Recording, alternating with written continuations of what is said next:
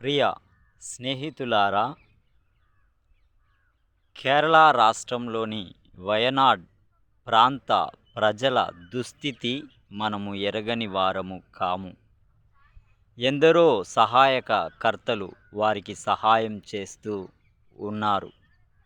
అయితే వారికి క్షేమము కలుగు నిమిత్తము, మేలు కలుగు నిమిత్తము, అన్నపానముల చేత తృప్తిపడు నిమిత్తము, గృహ నిర్మాణము కలుగు నిమిత్తము, దేవుని సహాయము వారు పొందు నిమిత్తము, ఎందరో ఆదరణ పొందు నిమిత్తము, క్షేమంగా ముందుకు కొనసాగు నిమిత్తము వారి కొరకై ప్రార్థించండి.